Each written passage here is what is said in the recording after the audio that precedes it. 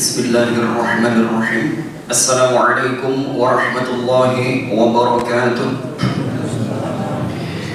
Innal hamdalillah nahmaduhu wa nasta'inuhu wa nastaghfiruh wa na'udzu billahi min shururi anfusina wa min sayyiati a'malina.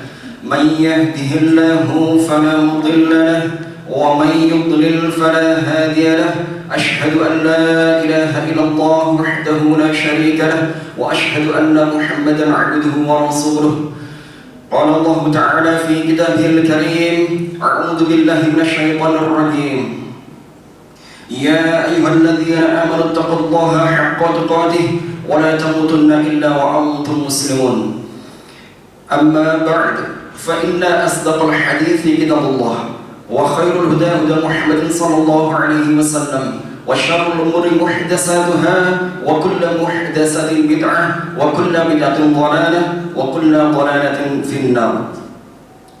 Ma'asyiral muslimin, jamaah salat isya dan tarawih rahimakumullah. Alhamdulillahirabbil alamin. Allah masih memberikan hidayah taufiknya, masih memberikan kesehatan walafiat, sehingga kita bisa menghadiri panggilan Allah Subhanahu wa taala, yaitu menghadiri salat isya secara berjamaah, dan insyaallah nanti dilanjutkan dengan salat tarawih secara berjamaah. Ma'asyiral muslimin rahimakumullah. Di akhir-akhir bulan suci Ramadan, marilah kita meningkatkan kualitas iman dan takwa kita kepada Allah Subhanahu wa taala, di mana iman dan takwa itu adalah sebaik-baik bekal kita nanti ke kampung akhirat. Wa tazawwadu fa inna khairaz zadi at-taqwa. Berbekalah karena sebaik-baik bekal itu adalah at-taqwa. Makna at-taqwa di sini adalah kita menjalankan semua apa yang diperintahkan oleh Allah Subhanahu wa taala secara maksimal. Fattaqullaha mastata'tum. Bertakwalah kepada Allah semampu kalian. Dan yang kedua, kita berusaha meninggalkan apa yang dilarang oleh Allah Subhanahu wa taala juga semampu kita. Ma'asyiral muslimin rahimakumullah. Tak lupa semoga salawat dan salam tercurahkan kepada junjungan kita Nabi besar Muhammad sallallahu alaihi wasallam, kepada keluarga beliau sallallahu alaihi wasallam, dan para sahabat-sahabat beliau Rasul sallallahu alaihi wasallam, dan orang-orang yang mengikuti beliau sallallahu alaihi wasallam hingga yaumil qiyamah. Allahumma amin. Allahumma shalli wa sallim ala nabiyyina Muhammad wa ala ali nabiyyina Muhammad. Ma'asyiral muslimin rahimakumullah.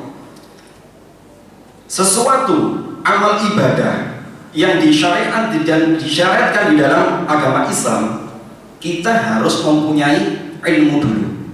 Jadi al-ilmu qabla al-qawli wal amal. Kita harus mempunyai ilmu dulu, menuntut ilmu. Talabul ilmi fardhatun 'ala kulli muslimin wal muslimat. Menuntut ilmu itu hukumnya wajib bagi kaum muslimin, ya, laki-laki maupun perempuan. Dan sekarang saya akan membahas masalah ringkas sekali, ya, karena terbatasnya waktu, ya. Saya akan membahas di akhir-akhir bulan suci Ramadan ini masalah fikih zakat fitri. Ilmu yang sangat penting, ma'asyiral muslimin rahimakumullah. Di mana zakat fitri ini diperintahkan oleh Allah Subhanahu wa taala. Dalilnya yaitu dari Al-Qur'an surat Al-A'la ayat 14 dan 15. A'udzu billahi minasyaitonir rajim. Qad aflaha man tazakka. Sesungguhnya beruntunglah orang-orang yang membersihkan diri dan orang-orang yang menunaikan zakat. Di sini para ulama mufassir mengartikan masalah zakat yang dimaksud di sini adalah zakat fitri. Yang kedua lanjutannya yaitu wa dzakara rasula rabbih fasalla, dan ingatlah nama Tuhanmu, ya, lalu kerjakanlah sholat. Yang dimaksud di sini makna, ya, ingatlah nama Tuhanmu, yaitu kalau kita di akhir bulan suci Ramadan kita melafazkan takbiran memuji-muji Allah Subhanahu wa taala. Dan di sini, ya, lafaz fasalla maknanya yaitu melaksanakan sholat Idul Fitri. Itu dari Al-Qur'an, dalilnya seperti itu. Sekarang dari hadis yang sahih. Dalil wajibnya membayar zakat fitri yaitu yang diriwayatkan oleh Bukhari dan Imam Muslim bahwasanya dari Abdullah bin Umar radhiyallahu ta'ala anhuma bahwa beliau berkata, "Farada Rasulullah sallallahu alaihi wasallam zakatul fitr sa'an min tamrin aw sa'an min sya'irin ala 'abdi wal hurri wal dzakari wal untha was saghiri wal kabiri minal muslimin wa amara biha an tu'addu qabla khurujin nas ila shalah." Yang artinya Rasul sallallahu alaihi wasallam telah memfardukan zakat fitri sebanyak 1 sa dari kurma atau 1 sa dari gandum yang jenis baik. Jadi ini adalah bahan makanan pokok di zaman Rasul sallallahu alaihi wasallam, gandum atau kurma. Jadi jenis yang baik untuk kita keluarkan zakat fitrinya, atau biasanya kita menyebutnya orang-orang di Indonesia zakat fitrah. Lanjutnya, ya, ini diwajibkan setiap budak sahaya atau orang merdeka, lelaki atau perempuan, anak-anak kecil atau orang dewasa dari kaum muslimin, dan beliau sallallahu alaihi wasallam memerintahkannya untuk mengeluarkannya sebelum keluarnya manusia menuju sholat Idul Fitri. Jadi di sini sudah jelas dalilnya bahwasanya zakat fitrah itu ya pakai bahan makanan pokok. Lek enten tiyang sing bayar zakat fitrah damel nyotor hukume ya napa? Mboten sah, ngapunten, karena menyelisih sunnah Nabi Muhammad sallallahu alaihi wasallam. Ya, dalam konteks hadisnya adalah bahan makanan pokok yang baik untuk kita keluarkan zakat fitrahnya. Ya. Selanjutnya, apa yang terbalik ya dibalik hikmah mengeluarkan zakat fitrah akan saya sampaikan secara ringkas. Yang pertama, yaitu sebagai pensuci bagi orang-orang yang berpuasa dari perbuatan yang sia-sia dan perbuatan rofat.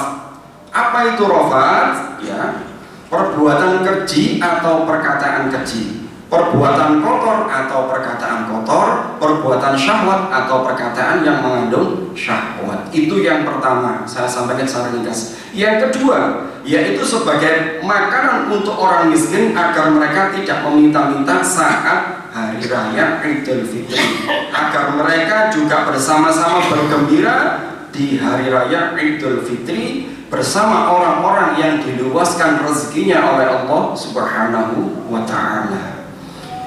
Bagaimana dalil tersebut? Yaitu bahwasanya Imam Al-Albani rahimahullah ta'ala ya, menyampaikan bahwasanya dari Abdullah bin Abbas radhiyallahu anhuma bercerita, farada Rasulullah sallallahu alaihi wasallam zakatul fitr tuhranis sa'imi minal lagwi warrafas wa tu'matan lil masakin. Rasul sallallahu alaihi wasallam mewajibkan zakat fitrah sebagai pensuci bagi orang-orang yang berpuasa dari perbuatan sia-sia dan perbuatan rafas.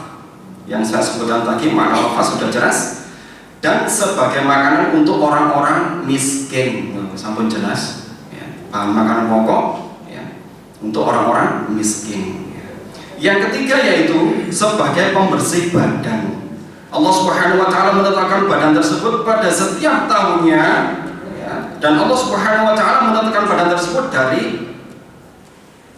nikmat yang diberikan Allah Subhanahu wa ta'ala. Oleh sebab itu wajib bagi anak kecil mengeluarkan zakat fitrah, padahal mereka juga nggak berpuasa tapi diwajibkan. Siapa yang berhak membayar zakat fitrah seorang anak?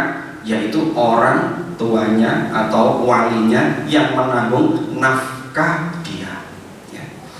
Itu yang ketiga. Sedangkan yang keempat, sebagai bentuk syukur atas nikmat Allah Subhanahu wa ta'ala yang telah Allah berikan kepada orang-orang yang berpuasa, dengan petunjuk dari Allah untuk bisa berpuasa, akhirnya bersyukur dengan mengeluarkan zakat fitrah. Jadi kita sudah diberikan Allah Subhanahu wa ta'ala keleluasaan untuk meraih pahala di bulan suci Ramadan, diberikan kesehatan, keluasan rezeki ya. Maka dari itu sebagai rasa syukur kita mengeluarkan zakat fitrah. Yang kelima, mendapatkan pahala yang besar dari zakat fitrah karena Rasulullah SAW bersabda dalam hadis yang diriwayatkan oleh Imam Abu Dawud, "Faman adaha qabla shalah fahiya zakatul maqbulah." Faman adaha ba'da shalah fahiya shadaqah min shadaqah. Jadi barang siapa yang menunaikan sebelum sholat Idul Fitri, maka dia zakat yang diterima. Dan barang siapa yang mengeluarkan zakat fitrah setelah Idul Fitri, maka nilainya cuma sebagai sedekah biasa. Ini sebagai dalil bahwasanya kalau kita mengeluarkan zakat fitrah, kapan waktunya? Para ulama ini sepakat bahwasanya jumhur para ulama, jika kita mengeluarkan zakat fitrah adalah 2 atau 1 hari menjelang Idul Fitri. Yang terakhir, yang keenam, yaitu keutamaan dari zakat fitri, yaitu memberikan kegembiraan ke dalam hati orang-orang yang disempitkan rezekinya oleh Allah Subhanahu wa taala, agar pada hari raya mereka ikut bergembira dan tidak sedih untuk memikirkan apa yang dimakan dia dan keluarganya. Yang tidak kalah penting, ma'asyiral muslimin rahimakumullah, di sini saya jelaskan tadi bahwasanya zakat fitrah itu dikeluarkan sebanyak 1 shaw. Makna 1 shaw di sini yang dimaksud adalah sama dengan 4 mud.